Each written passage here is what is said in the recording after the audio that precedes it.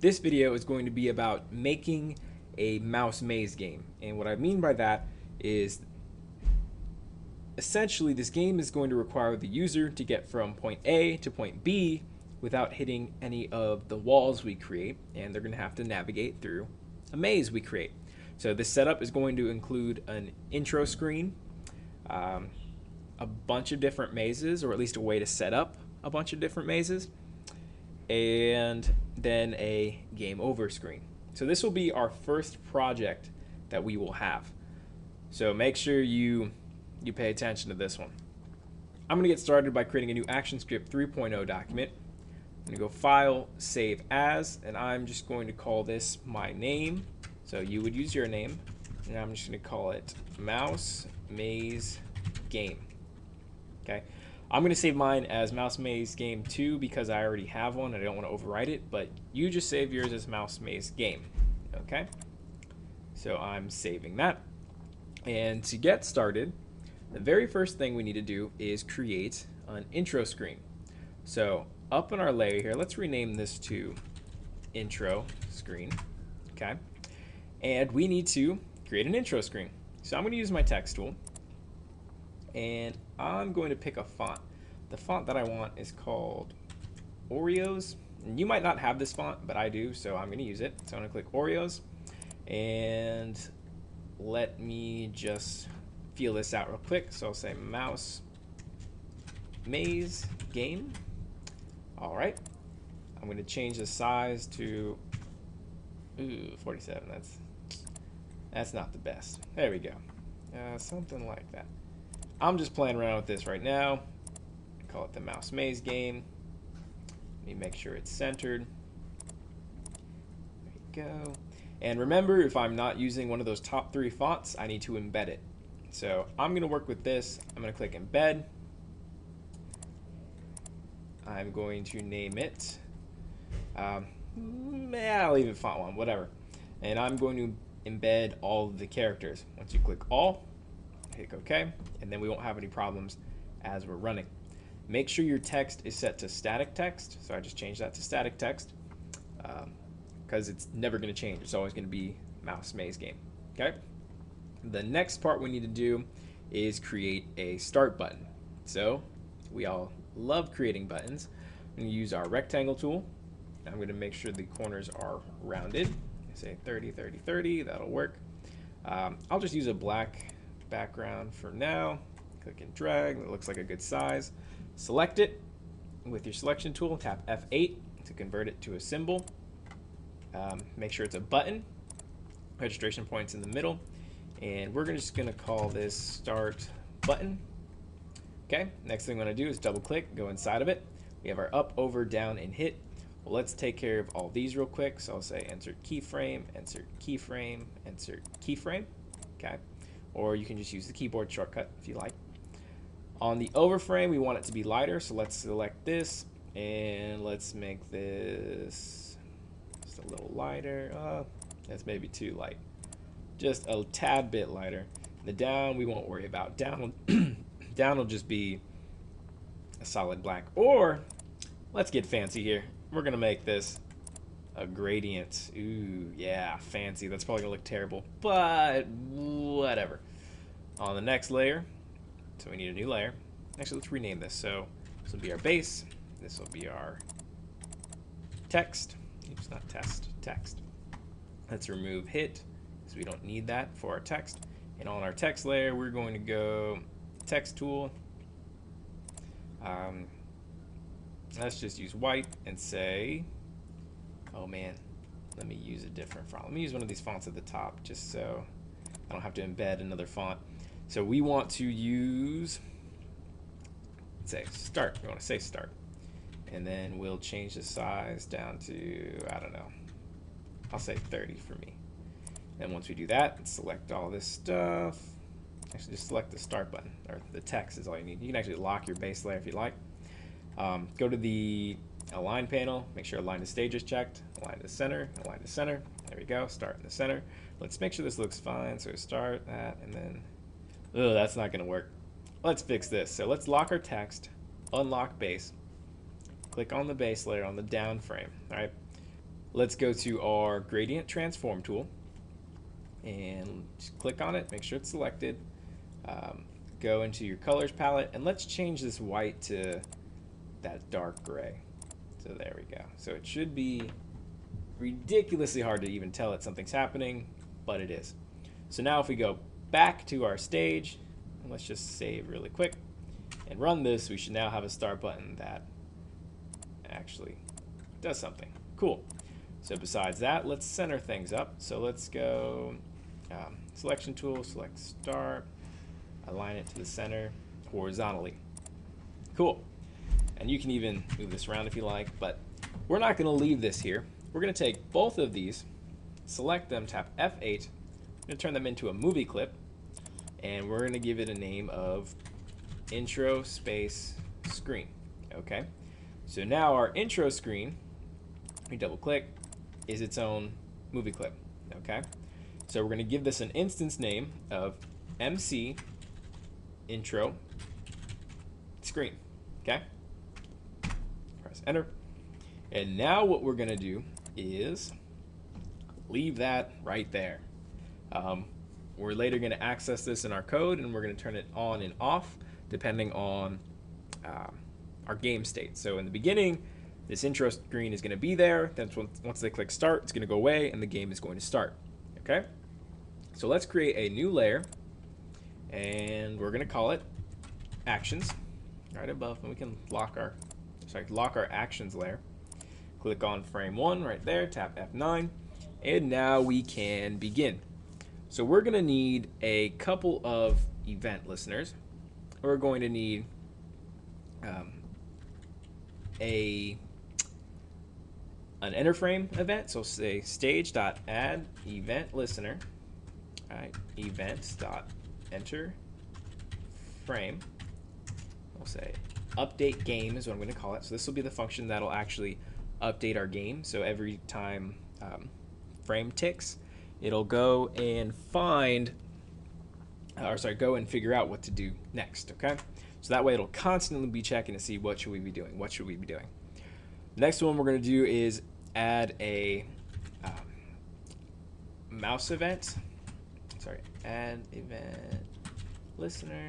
So we're going to listen for a mouse event dot click. Oops, that needs to be all caps there. And what we're going to do here in this case, we're going to start the level. Okay, and I'll show you just exactly what those are going to be used for in a second.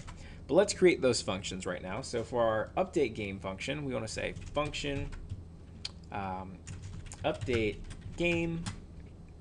It's expecting type event. Okay, remember this might pop up at the top here. And we're not returning anything, so we should say void. Let me get this mouse out of your way. Go away, mouse. Okay, open curly bracket, close curly brackets. So that's our update game function. Okay, this will handle updating the game.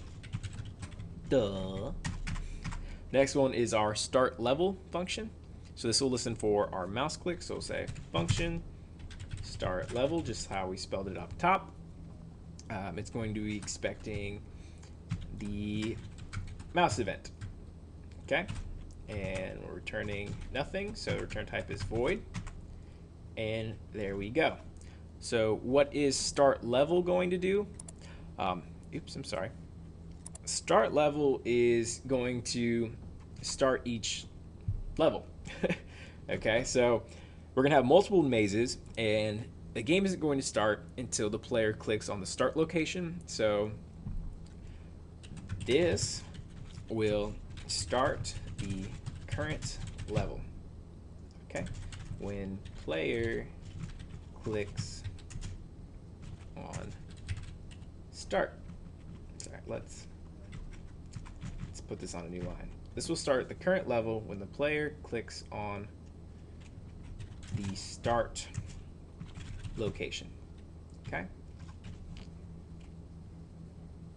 Let's say player, sorry. So now let's add some variables. So right below our event listeners, we're gonna need a couple variables.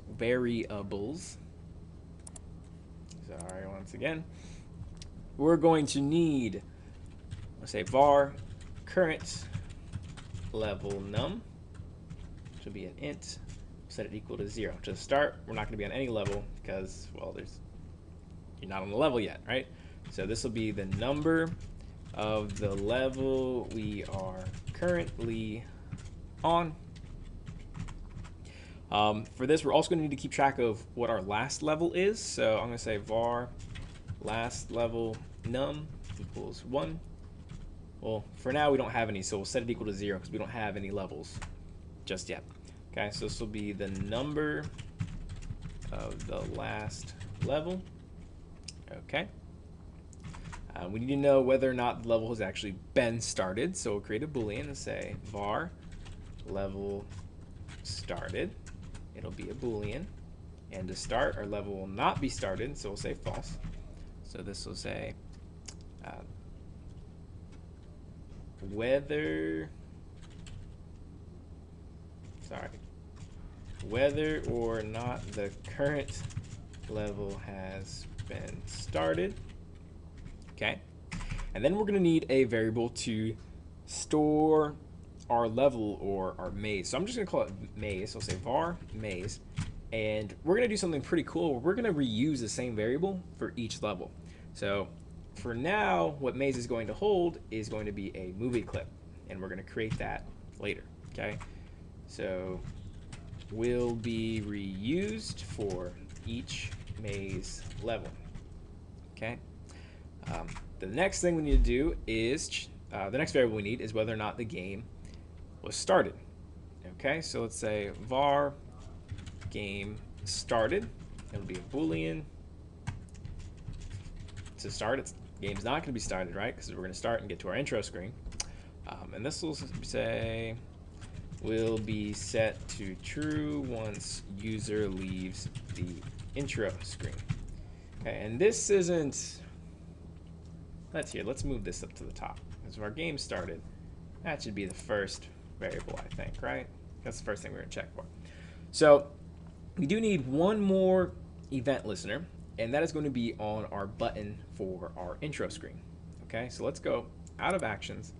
Let's go click on our intro screen movie clip. So we named it MC intro screen. Okay, let's go into here. We need to give our start button a name. Okay, so I'm going to call this BTN start. Okay, so save that. Go back to our main scene. Go under actions, frame 1. And now what we can do is we can actually add to a mouse event listener to that button, even though it's not directly on our stage. And how do we do that? Well, we named our intro screen MC intro screen. I hope. I'll double check that later. And we named our button BTN start. So it's going to access BTN start from MC intro screen. Okay, and then to that we're going to add the event listener. Event listener. This will say mouse event dot click. Oops, remember that needs to be all caps right there. Mouse event dot click, and what we're going to do is say start game. Okay, so now let's go down here below where we made our maze variable. We'll say function start game. It'll be expecting a mouse event. It's not returning anything, so we'll say void and save. And let's put a quick comment up here. This will be called once to leave the intro screen. Okay. So when they call start game, let's make sure this works real quick. So I'll say trace go, go, go. Why not? Right? There we go. So when we click on our button, if we did this correctly, when we click start, it says go, go, go. Awesome. Okay. So that's our basic setup. We're going to have to add some more stuff, but let's handle our intro screen first. Okay. So when we start the game, what do we want to do? Well, first of all, we no longer need to listen for that start game click, right? So we can actually just go ahead and copy this MC intro screen BTN start, right? So I'm going to copy that, paste it right here. So I'm going to say MC intro screen button start dot remove event listener. Okay. We need to tell it the type. So it was a mouse event dot click, and the function was start game. So what we're going to do is we're going to get rid of, so it looks just like add event listener up here, except we're going to remove it. And what this is going to do is once we click that start button once, it's no longer going to listen for the click, and it's no longer going to say go, go, go. So let's run this. So in mouse maze game, we click it once, it says go, go, go. We click it again, that mouse listener is no longer there, so it's no longer being called. Cool. So if you want to, so this is what it looks like so far. So after that, after we get rid of, after we remove our event listener, we can just get rid of the intro screen completely. So we can do remove child. Okay, well actually it's part of the stage. So we need stage dot remove child. Okay, so we're gonna take the stage, remove its child. So a child is just anything that is inside of something else. So our intro screen is inside the stage. BTN start is a child of MC intro screen, for example, because remember that button is inside of it. So we're going to remove our child of MC intro screen. Okay, and once we do that, it should completely get rid of that intro screen. So it should get rid of the title, and it should get rid of the button once we click start game. So mouse maze game, click start. Display object must be a child of the caller. Oops. Actually, I think we're not supposed to have stage. Let me try this one more time. Stage remove. There we go. Okay, I'm sorry. You don't need to put stage.remove child. It should just be remove child. It knows that you're accessing the stage because this code is actually on the stage. So I'm sorry about that. So now if we run this, we don't get an error. And if we click start, it says go, go, go, and now our intro screen is gone. So what else do we need to do? So let's get rid of go, go, go, because we know this is working. And we will set game started equal to true. Okay? So let's put some comments on this. We'll say stop listening for mouse click on start button. Get rid of the intro screen, and then set the Boolean to start our game. Okay, so we go. We have the basic setup. We have an intro screen that works, and then the next step will be to create the actual game. Okay, so I'm going to stop this video here just so you have a breakpoint in case you were, so that way you don't have this large video to kind of get in your way. So I'm going to continue right where I left off in the very next video.